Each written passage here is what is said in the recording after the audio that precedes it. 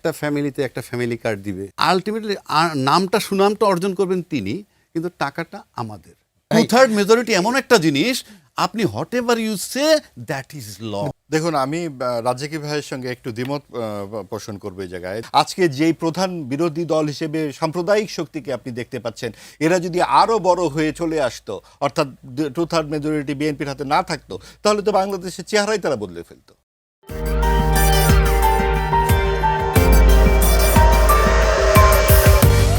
একটা ফ্যামিলিতে একটা ফ্যামিলি কার্ড দিবে এবং 4 কোটি কার্ড দেওয়ার পরিকল্পনা।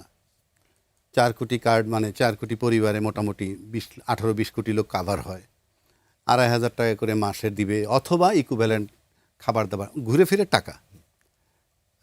এটাকে আপনি খারাপ বলার কোনো সুযোগ নাই, কিন্তু প্রশ্ন হচ্ছে এখানে আমি এটা অন্য দিই। প্রথমত হইলই যে এটা যদি আগামী বাজেটের পরে হইতো তাইলে আমরা বুঝতাম এটা একরকম হিসাব। কেন? আপনি বাজেটের ভিতরে তো এটা রাখতে হবে, আপনি তো এটা বাজেটের ভিতরে আনতে হবে। টাকাটা তো আপনি ব্যক্তিগতভাবে দিতে পারবেন না, টাকাটা তো জনগণের টাকা, জনগণের টাকা, রাজস্বের টাকা। মানে আরও যদি ছোট্ট করে নিস, আপনার আমার টাকা, আপনার আমার টাকাটা যদি উনি দিবেন, ডিস্ট্রিবিউট করবেন, এটা তো তার দলীয় এজেন্ডা। বাট আলটিমেটলি নামটা সুনামটা অর্জন করবেন তিনি, কিন্তু টাকাটা আমাদের। এখন প্রশ্ন হচ্ছে 10,000 কোটি টাকা লাগে মাসে যদি আপনি 4 কোটি কার্ড ধরেন, সেটা আমি তারপরে ভালো উদ্যোগ। এখন যে দিচ্ছেন আপনি, যেমন কালি শুকানোর আগে, ভোটের কালি শুকানোর আগে প্রতিশ্রুতি দেওয়া শুরু করে দিলেন, ভালো, পজিটিভ যে আমি প্রতিশ্রুতি দেওয়া শুরু করছি। প্রতিশ্রুতি শুধু একটাই ছিল না, আরও ছিল। রাজনৈতিক পরিসরে বড় প্রতিশ্রুতি, গণভোটের আলোকে সেটাকে বাস্তবায়ন করাটাও প্রতিশ্রুতি ছিল। গণভোটে ভোট দিতে বলছিলেন, সেগুলোর লক্ষণ আমরা সিমটম পাচ্ছি না। মানে ওটাকে কার্যকর করার কোনো পদক্ষেপ তারা এখন পর্যন্ত নেননি, এবং বিন্দু মাত্রও না। ওটাও প্রতিশ্রুতি ছিল। এখন যদি শুধু কার্ডের মধ্যে থাকি, তাহলে এই কার্ড দিয়ে কী হবে? এই কার্ড দিলেও আমি 2,500 টাকা পাবো মাস শেষে। এটাকে যদি আমি অন্যভাবে চিন্তা করি, এতে কিন্তু আমি টাকা পাচ্ছি 2,500, খাওয়া দাওয়ার পর শেষ, নতুন কর্মসংস্থান হচ্ছে না, বেকারত্ব দূর হচ্ছে না। ঠিক আছে, এটাকে যদি আমি অন্যভাবে নিয়ে যাই, 1 মাসের টাকা 10,000 কোটি টাকা। আপনি 100 লোকের যদি 1 লাখ পরিবারের যদি 2,500 টাকা করে দেন, তাহলে 25 কোটি টাকা লাগে। সেটা না করে যদি আমি দক্ষ কারিগরি লোক তৈরি করি, এবং আমি যদি বহির্বিশ্বের সাথে যোগাযোগ করি যে আমার ম্যান পাওয়ার তুমি নাও, যে বাড়িতে আমি 2,500 টাকার কার্ড মাসে দিব, সেটা না দিয়ে একটা হতদরিদ্র পরিবারের ছেলেকে যদি, বা একটা মেয়েকে যার বয়স 18, 20, 22 হয়েছে, মেয়েটাকে নার্স হিসাবে অথবা ছেলেটাকে ওয়েল্ডার হিসাবে টেকনিক্যাল কাজ শিখাইয়া বহির্বিশ্বে গিয়ে যদি বলি আমার ছেলেপেলেগুলোকে তোমরা নাও, এবং সেটা যদি রাষ্ট্রীয় খরচে পাঠাই, যে ঠিক আছে তোমরা আয় থেকে দায় শোধ করো, সেই জিনিসটা মানে হয় কি জানেন, অনেকগুলো কাজ হয়। 1, কর্মসংস্থান হচ্ছে, 2, বেকারত্ব কমবে, 3, ফরেন রেমিটেন্স আসবে, 4, একটা পরিবারকে আমি সচ্ছল করে দিচ্ছি। আমার কাছে মনে হয় যে ফ্যামিলি কার্ডের এই চিন্তাটার চেয়ে এই চিন্তাটা অনেক ভালো। আমি মাননীয় প্রধানমন্ত্রীর দৃষ্টি আকর্ষণ করতে চাই, তথা পুরো দলের দৃষ্টি আকর্ষণ করতে চাই, যে আপনি স্লো অ্যান্ড স্টাডি করেন, আমার এই কার্ডের প্রয়োজন নাই, আপনি দক্ষ লোক তৈরি করে, সেটা কি ওই যে বললাম, nurse, electrician, technician, what ever it is, এইভাবে পাঠাইতে থাকেন। 500, 1000 করে লোক যদি বহির্বিশ্বে আমরা পাঠাই, তাহলে আমরা বেকারত্ব দূর করতে পারি। আমাদের প্রধানমন্ত্রী তারেক রহমান তো এই ফ্যামিলি কার্ডের প্রতিশ্রুতি দিয়েই 200-র বেশি আসন পেয়েছেন। তো তার তো একটা জনগণ তো এটা তাহলে ভালো কথা। এটা যদি বলেন যে ফ্যামিলি কার্ডের প্রতিশ্রুতি দিয়ে উনি ভোট পাইছেন, পাশাপাশি তো এটাও বলেছেন যে গণভোটে হাতে ভোট দিবেন, তারপরে তো হাও জয়যুক্ত হয়েছে। কিন্তু হাটা নিয়ে এত বিতর্ক কেন হচ্ছে? গণপরিষদ, এই সংবিধান সংস্কার পরিষদ নিয়ে ওত নেওয়ার কথা নিলেন না, সংস্কারে যাচ্ছেন না, সেটা কেমন কথা? আপনার এটাই কি উপকার হবে?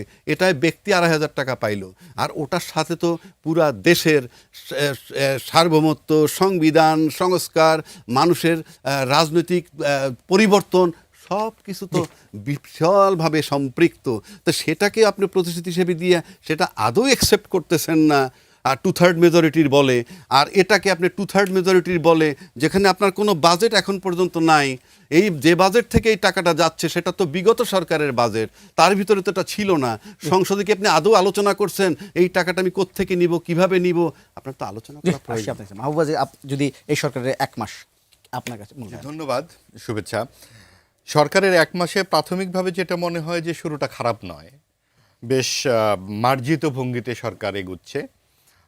তেমন কর্তৃত্ববাদের সুর যেটা আমরা নির্বাচিত অনির্বাচিত সরকারের কাছ থেকে সবসময় শুনে অভ্যস্ত। এমনকি অন্তর্বর্তীকালীন সরকারের ১৮ মাসেও আমরা যেরকম মব সন্ত্রাসের রাজত্ব দেখলাম, মব রাজাদের নানান রকম হুঙ্কার ধ্বনি শুনলাম অথবা নিষ্ক্রিয়তা দেখলাম, ওখান থেকে মানুষ স্বস্তির নিঃশ্বাস ফেলেছে বলেই এখন পর্যন্ত আমাদের মনে হয় যে মব সন্ত্রাস একদম যে চলে গেছে বলা যাবে না, তবে যত্রতত্র সেরকম মব সন্ত্রাসীদের আস্ফালন কমেছে। আপনি প্রশাসক নিয়োগ দিতে পারেন, যদি নির্বাচন না হওয়া পর্যন্ত প্রশাসক নিয়োগ দিতে পারেন। কিন্তু আমরা ট্রেডিশনালি কি দেখছি? ট্রেডিশনালি দেখছি এই সমস্ত ক্ষেত্রে আমলাকে প্রশাসক হিসাবে নিয়োগ দেয়। এবং এখন যদি কেউ বলে যে আমলা আমার নিয়ন্ত্রণে থাকবে না, আমার দলীয় লোক দিলে থাকবে, কেন থাকবে না? আমলা তো সার্বজনীন, সবার জন্যে। আর আপনি যে দলীয় লোক যখন দিচ্ছেন তখন আপনি কোন প্রক্রিয়ায় দিচ্ছেন? এটা তো বেসিক্যালি নির্বাচনের মাধ্যমে সিটি কর্পোরেশনের মেয়র অথবা পৌরসভার মেয়র নিয়োগ দেওয়ার কথা। সেখানে কি আপনি যদি নির্বাচনের মাধ্যমে যাইতেন তাহলে এই যে 100% আপনাদের দল থেকে নিয়োগ দিচ্ছেন, 100%ই কি তারা বিজয়ী হইতো? কোনো গ্যারান্টি নাই। 1, 2, আপনি যদি ওইভাবে যান যে দলীয়ভাবে দিবেন, তাহলে যদি আপনার বিরোধী দলের রেশিওটাও আনেন তাহলে সেখানে তো আপনি আলোচনা করতে পারতেন সেখানে বিরোধী দল থেকে 2টা একটা তারা পেতে পারে কিনা। পেতে পারে তো। আপনি যদি আনুপাতিক হারেও ধরেন যে এতগুলা 11 জন প্রশাসক নিয়োগ দিলেন একটা দল থেকে আপনাদের ইচ্ছা মতো, এটার কারণটা কি? এটার কারণ হলো 2/3 মেজরিটি। আপনার কার উপরে নির্ভর করতে হচ্ছে না। কিন্তু 2/3 মেজরিটি এমন একটা জিনিস, আপনি whatever you say that is law. আজকে তো এই কথা বারবার হচ্ছে যে জুলাই চেতনা হয়েছে ইমোশন দিয়া রাষ্ট্র চলে না। তো একইভাবে আপনি মহান হওয়ার ইমোশনের জায়গা না, এটাকে আপনি নিয়মে যদি আপনি আইনের ভিতরে নিতে পারেন যে হ্যাঁ ডেপুটি স্পিকার বিরোধী দল থেকে আসবে, তাহলে আইন মোতাবেক সে পাবে। কিন্তু আপনি এখন বলবেন দিবেন, কালকে তো আপনি নাও দিতে পারেন। আস্থা অনাস্থা আপনার কাছে, 2/3 মেজরিটি আপনার। সুতরাং এটা তো ঠাট্টার জায়গা না, এটা তো নিয়মের জায়গা, আইনের জায়গা। আপনি যখন প্রশাসক র্যান্ডম নিয়োগ দিতেছেন কারোর সাথে তো আপনি আলোচনা করতেছেন না, সংসদে তো আলোচনা করতেছেন না, সেখানে তো আলোচিত হইতে পারতো। দলীয় লিখে দেন, সেই দলীয় লোক নিয়েও যদি একটা ডিবেট হইতো যে হ্যাঁ আমি এখানে প্রশাসন এড়ে দিতে চাই, ঠিক আছে 3 জনের ভিতরে, সেটাও তো নাই। আপনি নিয়োগ দিব, কারণ 2/3 মেজরিটি এমন একটা জিনিস, আপনি যা বলবেন সেটাই আইন। যেমন 2/3 মেজরিটি পাওয়া দল আদালতের উপরে নির্ভর করে। তারা কি বলে জানেন? এই বিষয়টা আদালতে গেছে, আমরা আদালতের উপরে আস্থা রাখি। তার মানে 2/3 মেজরিটি পাওয়ার পর আদালতের উপর আস্থা রাখা যায়। আমরা টকশোতে এমনভাবেও গেছি, অনেকের সাথে কথা বলার পর বললো যে আপনি টকশোতে এটা না বলে একটা রিট করে দেন। মানে কত কনফিডেন্স যে রিট করলে আমার বিষয় নিয়ে আমি রেজাল্ট নাও পেতে পারি। আবার তারা বলছেন আমরা আদালতের উপর আস্থা রাখি। এটাকে বলে 2/3 মেজরিটির আস্থা। It is not a question of লয়ের উপরে আস্থা না, 2/3 মেজরিটির উপর আস্থা। 2/3 মেজরিটি এমন একটা জিনিস যে 2/3 মেজরিটি পাওয়ার পর টোটাল বাংলাদেশ সমস্ত সেক্টর 2/3 মেজরিটি হয়ে যায় in favour of the government. আচ্ছা, মাহবুব, এই 2/3 মেজরিটির কথা বলছিলেন। যদি এই 2/3 মেজরিটি একটা সরকার, একটা সংসদে, সেখানে বিরোধী দল হিসেবে জামাত ইসলামী এবং 11 দলীয় জোট কেমন করলো? দেখুন, আমি রাজ্জাকি ভাইয়ের সঙ্গে একটু দ্বিমত পোষণ করবো এই জায়গায়। দ্বিমত না, আমি যুক্ত করতে চাই যে যেই পরিস্থিতি মব সন্ত্রাসী অন্তর্বর্তীকালীন সরকার করেছিল জাতীয় ঐক্যমত্য কমিশনের নামে, সেই যে একটা মানে দুরভিসন্ধি সাম্প্রদায়িক শক্তিকে এই দেশে প্রতিষ্ঠিত করবার, সেই দুরভিসন্ধি থেকে জাতিকে উদ্ধার করেছে আসলে এই 2/3 মেজরিটি। এটা আমার মতামত। না হলে আজকে যেই প্রধান বিরোধী দল হিসেবে সাম্প্রদায়িক শক্তিকে আপনি দেখতে পাচ্ছেন, এরা যদি আরও বড় হয়ে চলে আসতো, অর্থাৎ 2/3 মেজরিটি বিএনপির হাতে না থাকতো, তাহলে তো বাংলাদেশের চেহারাই তারা বদলে ফেলতো। এবং তারা যেভাবে মেয়েদের কর্মঘণ্টা 5 ঘন্টার কথা বলেছিল, তারা নারীকে শীর্ষস্থানে দেবে না বলেছিল, তারা নারী সংস্কার কমিশনের বিরুদ্ধে যেভাবে সোহরাওয়ার্দী উদ্যানের মাঠে আমরা হিংস্র কথাবার্তা, অশালীন কথাবার্তা শুনেছি, এগুলো যদি তারা সংসদে বলতে শুরু করতো, কি অবস্থাটা দাঁড়াতো হয়তো আমরা তাও দেখতে পারবো আগামীতে। আপনাকে বলতে হবে আপনি কোন আইনের বলে একদল যুক্তরাষ্ট্র প্রবাসী এসে আমাদেরকে বলে দেবে যে এইভাবে দেশ চালাতে হবে। দেশ চালাতে হবে আমাদের মতো করেই, এবং সেখানে আওয়ামী লীগ ও বিএনপি এই দুটো বড় দলকে শিকল দিয়ে বেঁধে রাখার জন্য জুলাই সংস্কার নানান রকম কায়দাকানুন করবার চেষ্টা করা হয়েছে। একদম প্লেন জবাব যদি এই ব্যক্তি হাসিনা, ব্যক্তি ইউনুস, কেউ একটা গুলিও মারেননি। ব্যক্তি হাসিনা, ব্যক্তি ইউনুস, কেউ একটা গুলিও মারেননি।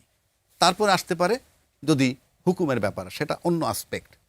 এখন প্রশ্ন হচ্ছে যে সাখাওয়াত সাহেব কিন্তু এই উপদেষ্টা যখন হইলেন, হওয়ার পর স্বরাষ্ট্র উপদেষ্টা হওয়ার পর উনি কিন্তু একসময় বলেছিলেন, বোধহয় উপদেষ্টা হওয়ার কয়দিন পর 2-3 দিনের মাথায় উনি বলেছিলেন যে গুলিগুলা ব্যবহার হচ্ছে এই গুলিগুলা পুলিশ ব্যবহার করে না। আচ্ছা, যাই হোক, তার 2 দিন পরেই উনি ওনার স্বরাষ্ট্রমন্ত্রিত্ব চলে গেল। এখন ওটার জন্য গেছে কিনা সে তর্ক আমি করছি না, বাট চলে গেল আলটিমেটলি।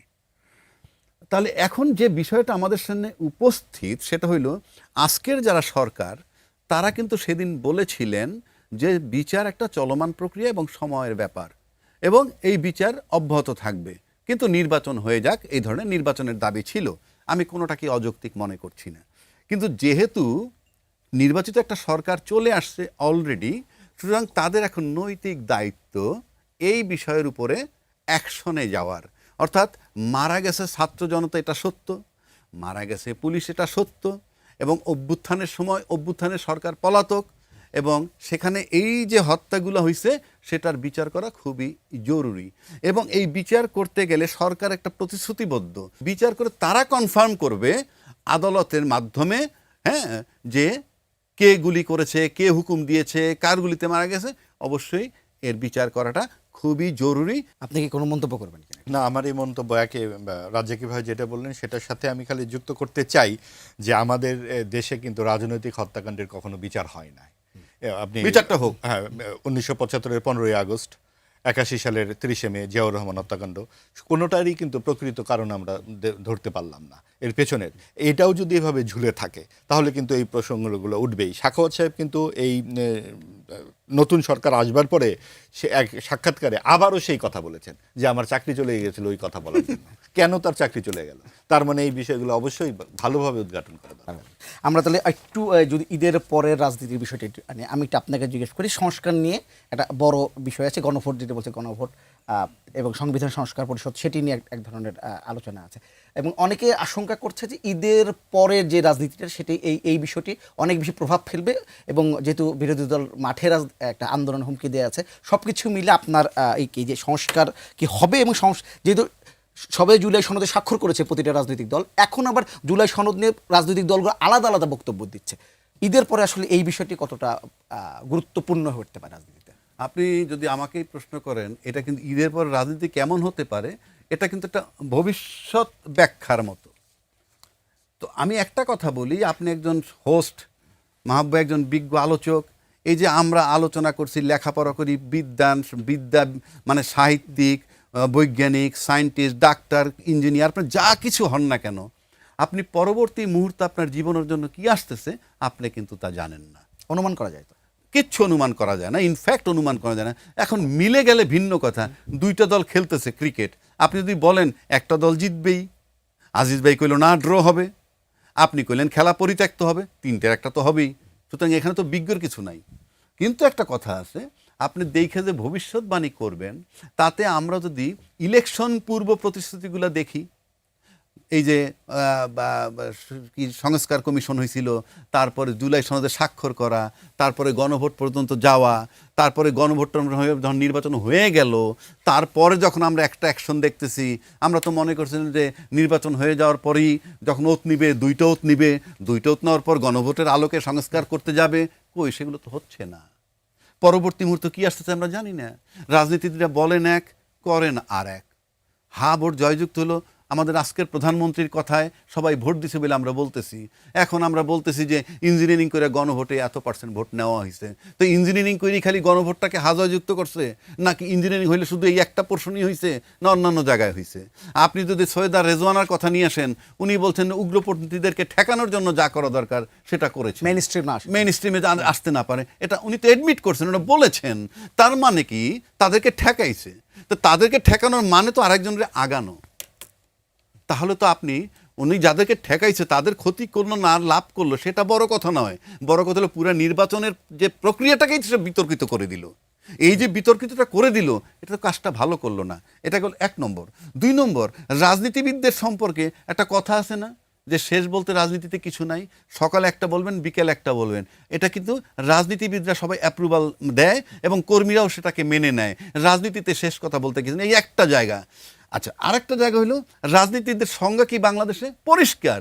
রাজনীতিবিদদের সংজ্ঞা হইলো মাহবুব আজিজ ভাইয়ের চেহারা দেখে একটা অনুমান করা যায় লোকটা কোন পদের, কি ধরনের। আপনি আমার সাথে 5 মিনিট কথা বললে ধারণা করতে পারেন রাজ্জাকি সাহেব কেমন। কিন্তু রাজনীতিবিদদের বিশেষ বৈশিষ্ট্য হলো রাজনীতিবিদদের খেলায় সে তত পাকা রাজনীতিবিদ যার ফেস বলে দেয়, যার face is not the index of his mind. অর্থাৎ ফেসটা যখন তার মনকে রিফ্লেকশন হয় না, অর্থাৎ রাজনীতির কোয়ালিটি হলো face should not be the index of mind. যেহেতু রাজনীতিবিদদের ফেসটা দিয়ে আমরা ভিতরটা পড়তে পারি না, ফেসটা একরকম ভিতরটা আর একরকম, এটার পক্ষে থাকে, একজনে বললো যে এটা পক্ষে না থাকলে আমরা নির্বাচনই পেতাম না। তো এই যে বিষয়গুলা, সুতরাং আমি ভবিষ্যৎবাণী করতে পারতেছি না। বাট আমরা যে লক্ষণটা দেখতেছি শুরু যেভাবে হয়েছে, তাতে যে খুব ভালো কিছু আশা করব সেটা আমার কাছে মনে হয় না। কিন্তু কিছু আসে দেন এই কারণে আবারও সে একটা কথাই বলছি যে বিরোধী দল সেও থাকবে জিরো, এবং যারা 2/3 মেজরিটি পেয়েছে তারা থাকবে হিরো। এর কারণ হচ্ছে কাউকে আমার প্রয়োজন নেই।